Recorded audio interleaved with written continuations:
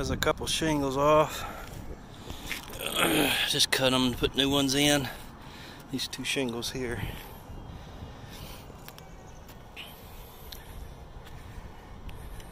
And that roof's done. And so here all I did was put a piece of 1x2 around the edge. There needed to be one there anyway to create a door stop, which takes care of most of the gap and gives that something to rest against.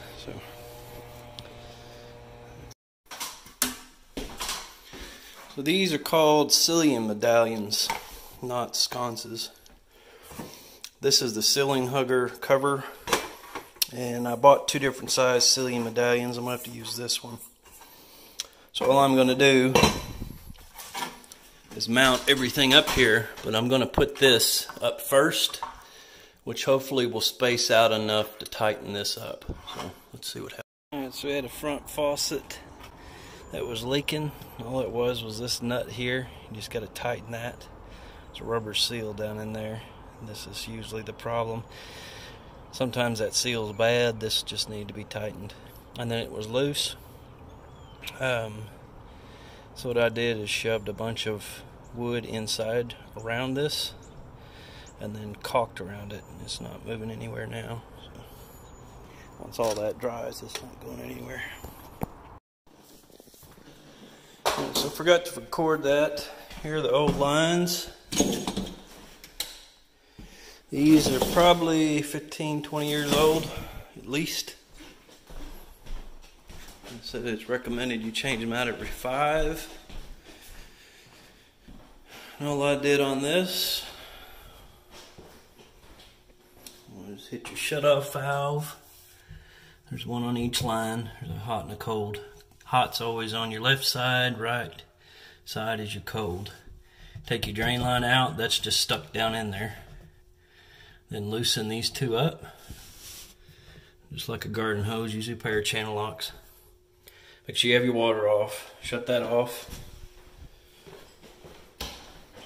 And go to your washer. Usually these are right beside one another. And back here's your lines. They're color coded. Usually you've got hot and, red's hot, blue's cold. Take the lines off here and put your new lines on. So, pretty simple. Alright, let's see where we're at. Replaced the damaged shingles. I'm getting ready to do this hot water line.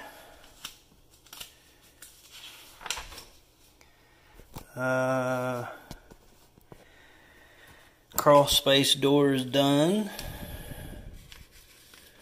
I still got to remove that dryer vent when I get underneath there. I still got to paint and seal carport.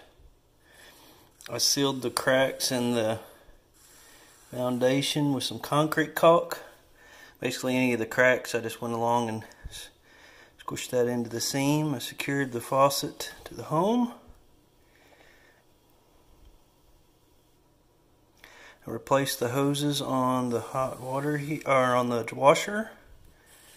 Kitchen ceiling fan is now balanced, working like a champ. Medallion did the trick. Still got to secure insulation to rafters and foundation done. So basically everything I got left is either in the carport or underneath the house. So let's see what we got. So make sure you have something on the floor. This purple stuff stains everything it gets on. So the pan was not installed correctly. Of course, they didn't think about draining it when they installed it, so it makes sense. This pan actually needs to be rotated that way, but I think I can get enough play out of it to get it in there. So you put that nut and fitting on. And get you a rough measurement. You always dry fit this together to get your stuff just right. Looks like about 4 inches will cover it.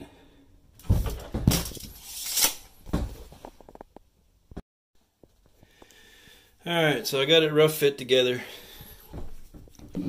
It will work and line up with that hole. going to take everything apart. Go ahead and fit that piece on it. Doesn't matter if it's long. Cut that when we get underneath the house. So let me fit this together and we'll get it going.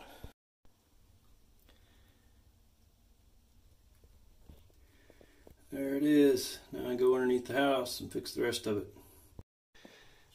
Alright, so I'm going to go out that vent. And here's the rod off of the hot water heater. We'll come down to about here. I'll cut it, put an elbow in. We'll just run this line out the window.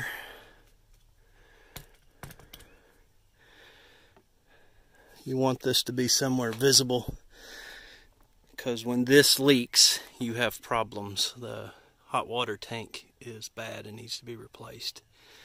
So it doesn't need to be somewhere out of sight and out of mind. It's a line that you need to know about when it happens, because usually it can overflow that pan and cause some major damage. Alright, there it is. Line runs down, strapped up to the copper lines and out. And this is just an emergency drain line, so that's not a big of a deal. The last thing left to do was paint this. So I got everything done on the repair list. She added a couple things to it that I'm going to come back next week and do. But we got everything on the list. The stuff I didn't show was underneath the house, and it wasn't really conducive to filming because there's not a whole lot of room underneath there, but got her done. So overall on this job, I had $970 billed, $150 in materials, spent 7 hours on the job, which equals out to about $120 an hour, so not bad.